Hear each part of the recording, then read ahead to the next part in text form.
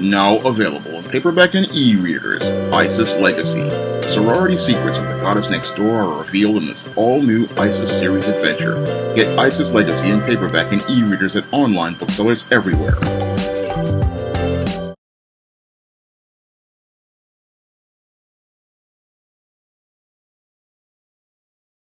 Legendary talk show host Phil Donahue passed away this week at 88 years old from a long-term illness. Now, Phil Donahue is an icon of daytime television and is known for his iconic talk show, The Phil Donahue Show, which started out in local syndication before going to graduate to national syndication in 1970 and practically ran for over 25 years until it ended in 1996. Now, Phil Donahue was originally a guy who basically started out as a production assistant, but then eventually became a journalist. And as he became a journalist, he eventually went from doing reports on the news to hosting his own talk show, The Phil Donahue Show. Now, The Phil Donahue Show, when it was on in local syndication, was one of the first major daytime talk shows, and it went and discussed a lot of really serious social issues like atheism in the beginning, and later went on, as it went into syndication, talking about a lot of different issues.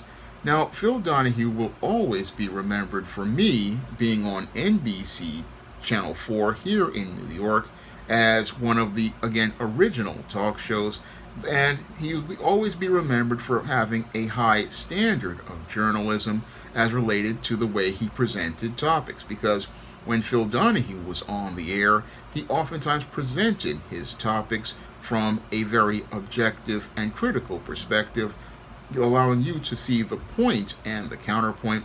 And that was one of the hallmarks of the high standards of his show, was that viewers could get to see the point and the counterpoint presented on a forum. Now, this was very, again, a good standard for him, because even though he was a leftist, he did open his platform up so that you could see both sides of the discussion. Moreover, he oftentimes let people who had very controversial backgrounds, especially those in the black community, get an opportunity to present their talking points to the public. Now, Phil Donahue will always be remembered for me in the 80s for allowing people like Minister Louis Farrakhan to be able to present his talking points as related to the Nation of Islam in the 80s, and also be remembered for being the first talk show host to present the breakdancing on his show, because back then rap was considered to be something that was for the streets, and many mainstream media platforms didn't even want to talk about rap and hip-hop. But Phil Donahue did give rap and hip-hop an opportunity to be seen by a national television audience when he allowed breakdancers to come on his stage, and he also allowed the legendary rap group UTFO, or Untouchable Force Organization, who come on his stage to talk about, not only perform, but also talk about rap music. And that was very rare in the 1980s, because they basically looked to keep people from hearing about rap. But Phil Donahue did allow all the rap music to come on his stage, and allow breakdancing to come on his stage, and also allowed us to hear about black issues in the black community on his platform, and did this before the days of the Oprah Winfrey Show. Now, Phil Donahue again had a major impact as related to the talk show format, being one of the first, as I see it, innovators of that kind of style of show. However, as Phil Donahue's show went on the air in the 80s, he started to wane in popularity once Oprah Winfrey came to the airwaves. And once Oprah Winfrey came to the airwaves, basically we saw the entire talk show genre completely change from the journalistic and objective approach that Phil Donahue originated on his platform to a more sensationalized kind of show that Oprah Winfrey presented. And as Oprah Winfrey started to present this more sensationalized kind of show, this basically drew viewers away from the kind of journalistic approach that Phil Donahue presented, and basically Oprah started to dominate in the ratings, and Phil Donahue's show sadly started to go into a state of decline. And it's a shame because he was really presenting really serious issues and really serious talking points, and even allowed people, again, like members of the Nation of Islam, like the late Khalid Muhammad, to be even on his show. I remember that show coming up in the 90s before his show wound up leaving the air. I remember Khalid Muhammad being able to come on his stage and talk about how his version of the Nation of Islam differed from the minister Louis Farrakhan. And again, he allowed people to have that stage and have a civil discourse. That was one of the things I really liked about Phil Donahue's show over Oprah Winfrey's show, because Oprah was a bit of a back and forth as we started to transition from the era of trash TV that was ushered in by Oprah Winfrey and people like Richard Bey and Sally Jesse Raphael and Jerry Springer.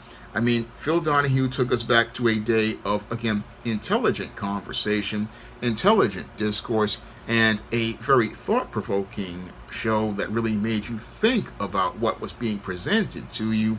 And that was one of the things that I really liked about watching Phil Donahue back in the day as a talk show host, is that he would always present his shows with intelligence and really present you with all the sides of the discussion, so that you could come to your own observations and really think about things.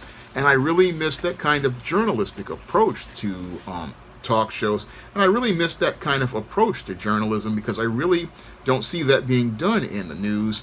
And that, to me, would be part of Phil Donahue's legacy as one of the icons of daytime TV.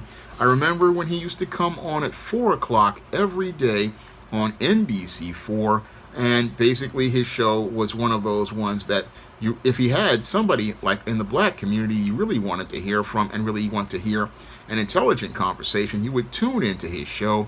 And it was, again, a breath of fresh air that many people didn't appreciate back in the day. Many people didn't really appreciate Phil Donahue's whole approach to journalism and his approach to talk shows of not only presenting both sides, but allowing the audience to be able to talk and ask questions. People really don't appreciate that kind of format, because people were so caught up in sensationalism of the trash TV era.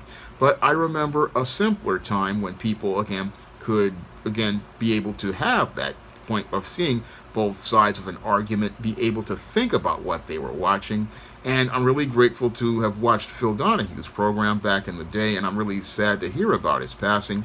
Now, Phil Donahue, as it related to him passing away, he leaves a legacy of being one of TV's daytime icons, but he also leaves a legacy of a family of leaving behind a wife, and ex-wife, and 4 children. One of his children sadly wound up passing away, and a second wife in Marlo Thomas, who he had been married to for over 40 years, and basically leaves a legacy, that has an impact on television, showing us that you can really make really solid, intelligent content, and really solid, intelligent content that can help make you think.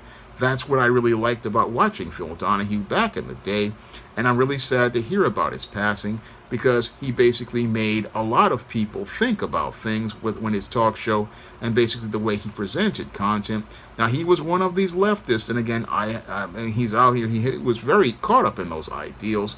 But the whole thing is, even though he was a leftist, he always had balance as related to the way he presented his content.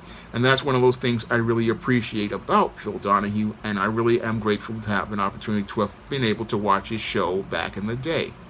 Now, if you want to pick up some of my positive black fiction on the SJS Direct Imprint, you can find those books on Amazon.com. And if you want to see me be able to make more videos, you can just drop a donation to the Patreon, PayPal, or Cash App.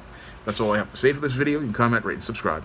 Now available in paperback and e-readers, John Haynes, 1987. Learn lessons about life and teenage love in the 1980s in this coming-of-age John Haynes story. Get your copy of John Haynes, 1987 in paperback and e-readers at Amazon.com and online booksellers everywhere.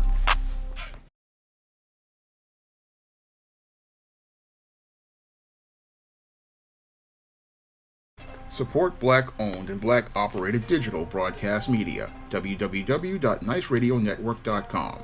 Nice Radio Network, broadcasting 24 hours a day, 7 days a week.